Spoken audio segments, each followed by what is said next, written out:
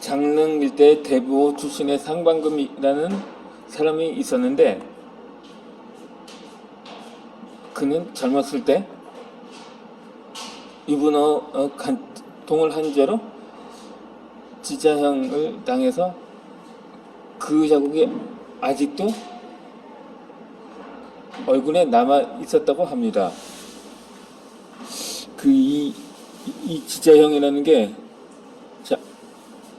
자자형이라는 게 옛날 중국에서 처했었던 고문의 일종이로서 얼굴이나 팔뚝에 흠을 내서 죄명을 먹물로 써놨던 형벌이었다고 합니다.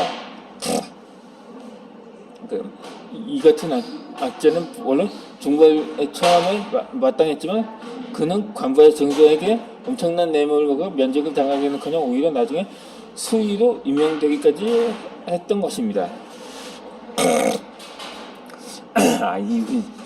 우리나라 서울의 성북구에, 거기 성북구가 아니라 거기 또 정릉이라고 있죠. 경기도 김포에 이 장릉이라고 있는데, 그 장릉이 아니고, 제가 중고등학교 때, 그러니까 두 번 정도 소풍을 가던 장소이기도 합니다. 그러므로 이 장릉은 고대 한나라의 한 지역명입니다.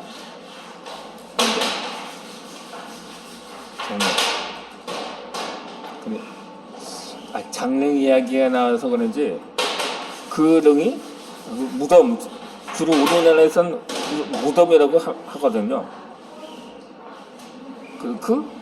그 장릉이 긴장자를 쓰는 것은 아닌 것 같습니다. 아무튼 이 주박이라는 사람은 그 지방에 부임한 뒤에 어떤 사람은 그에게 이 일을 고발을 했다고 합니다. 그러자 주박은 어찌 이럴 수가 있는가 싶어 상관금을 불러들었습니다. 이 상관금은 조마조마한 마음으로 주박 앞에 나갔습니다. 주박이 상관금의 얼굴을 자세히 들여다보니 과연 칼자국이 있었습니다. 그는 좌우를 물리치고 그에게 매우 관심 있는 척 가정하면서 어찌 된 일인지를 물었습니다. 이에 상관금은 주박이 이미 자신에 대해 꿰뚫고 있음을 알았기 때문에 도둑이 제발 저린다고 연신의 고개를 조아리며 사실대로 고하게 됩니다. 대인께서 죄를 용서해 주지만 소인 앞으로 다시는 그런 못된 짓은 하지 않겠다면서 하하하 하며 웃자 상대방의 예결에 주박은 웃음을 터뜨렸습니다.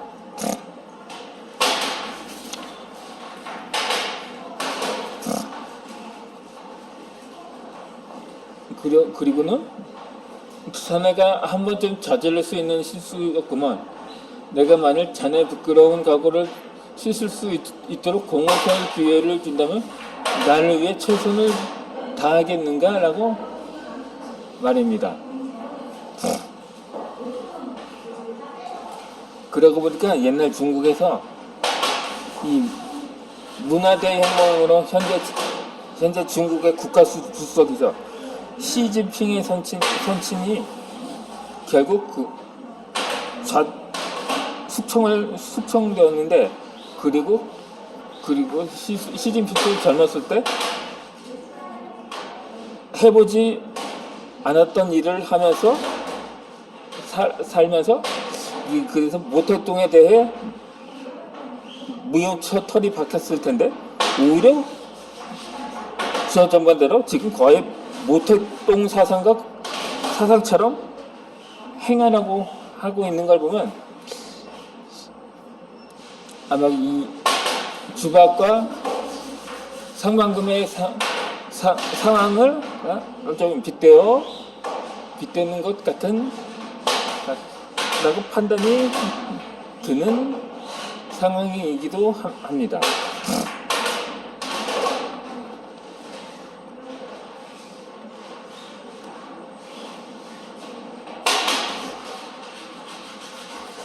그리하여 주박은 상반금에게 누구에게도 오늘의 대회를 발설하지 말도록 명령하고 기회가 되는 대로 다른 관리들이 하는 말들을 기록해서 그때그때 보고를 하라고 했다. 상반금은 이로써 완벽한 주박의 신복이 된 것입니다.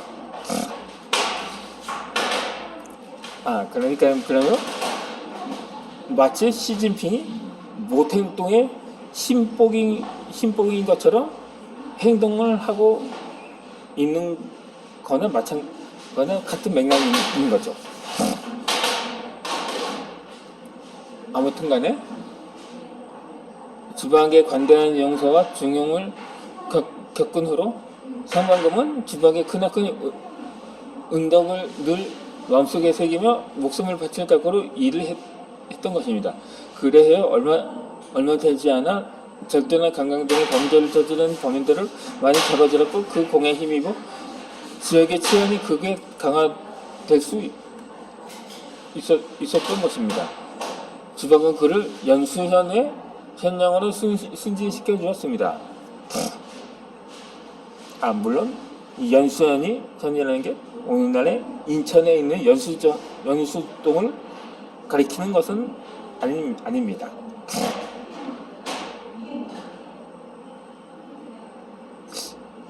칼을 쥐을 때는 칼자를 뒤에 쥐어야 하고 상대를 제압하려면 약점을 잡아야 한다는 것입니다.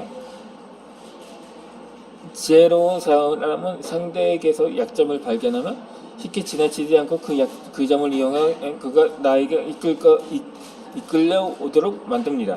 이 방법은 알았을 사람은 통제할 때도 응용할 수가 있습니다. 다시 위의 이야기를 계속 해보면 그로부터 오랜 시간이 흐른 후에 주박은 갑자기 예전에 상반금으로부터 뇌물을 받았다는 공조를 불러들여 단독으로 엄격한 신문을 하게 됩니다. 그는 종이와 붓을 가져오게 해서 그동안에 한 푼이라도 받은 뇌물이 있거든 하나도 남김없이 적어내도록 하고 만에 하나 조금이라도 속이는 일이 있으면 중고를 내릴 것이라고 울음장을 놓았던 것입니다. 이에 공조는 혼이 빠지도록 놀란 나머지 붓을 들고서 지는 날의 악한 흔적을 낱낱이 적어 바쳤습니다. 물론 모택동과 시진핑의 사례와는 조금 다른 사례이긴 합니다만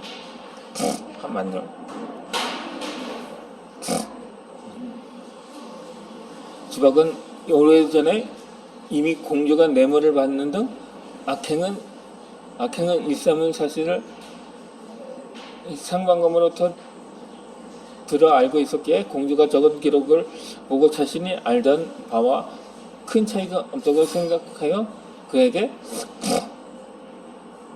너는 먼저 돌아가 깊이 반성하면서 처결을 기다려라. 또한 오늘 이후로는 반드시 새 사람이 되어 그런 한 악행을 두 번 다시 저지르지 말라고 말을 했습니다. 그는 말을 마치더니 허리에서 칼을 뽑아 들었습니다. 칼을 뽑아던 주박 앞에서 공자는 하얗게 질린 얼굴로 후들 떨었습니다. 그는 어쩔 줄 몰라하며 굽실굽실 절을 해대면서 실수 없이 대인 용서해 주십시오. 제발 한 번만 용서해 달라고 외쳤습니다. 그러면서 주박이 칼을 휘두르다 공조의 죄상이 적힌 종이가 칸에 찍기 전이 순식간에 조각 나서 쓰레기통에 버려졌습니다. 이후로 공자는 죽을 때까지 사람 일을 걷는 심정으로 온 힘을 다해 공물을 모았으며 못된 생각은 아예 털끝만큼도 끄지 않았습니다. 이 위의 일화들은 상대의 약점을 포착해서 나에게 꼼짝 못하도록 만들기 위한 방법이었던 거죠.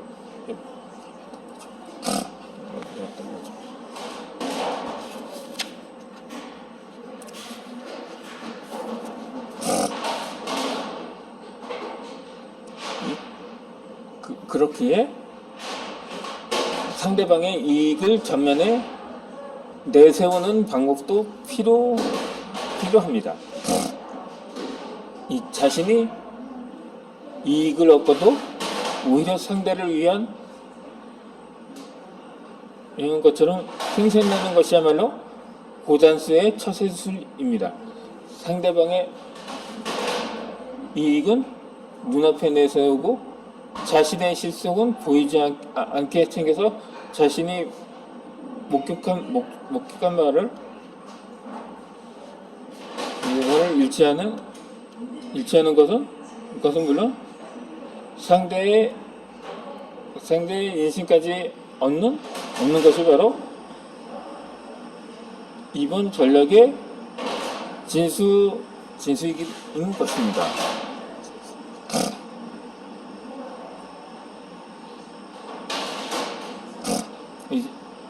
사실 생색내기는 대인관계에서 가장 교활한 수단이기도 합니다. 이 사람됨이 영리하고 총명해서 너와 내가 모두 만족할 수 있도록 눈치껏 일을 처리한다면 누구나 좋아할 것입니다. 그러나 교활한 사람은 여기서 그치지 않고 교모한 수단으로 사리사욕을 취할 뿐만 아니라 마치 뛰어난 마술사처럼 사람을 착각에 빠지게 만든다는 것입니다. 분명히 남에게 부탁하고 있으면서 정작 부탁을 받는 사람은 부탁은커녕 오히려 은혜를 입는다고 생각합니다.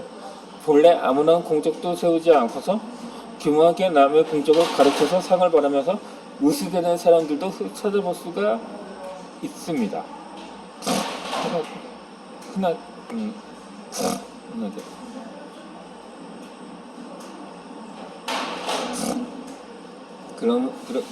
그렇다면 상대의 체면을 살려주어야 한다는 것입니다.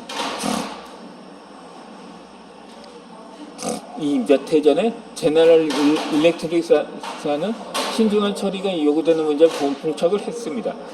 찰스 스타인메츠를 기획부장 직위에서 물러나게 할 것인가 말 것인가의 문제였던 거죠. 스타인메츠는 전기 방면에서 인인자였지만 뜻밖에도 그가 담당하는 기획 업무는 감당하지 못했던 것입니다. 그렇다면 그를 면직시킬 수밖에 없었던 것일까요? 그러나 회사가 꼭 필요한 일이었기 때문에 그럴 수는 없었던 것입니다.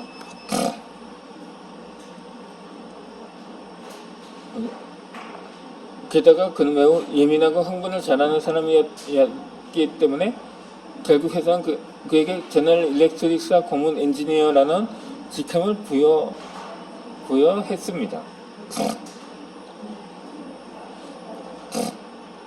그런 다음은 적합한 사람을 투자를 찾아내 기획부장직을 담당하게 했습니다.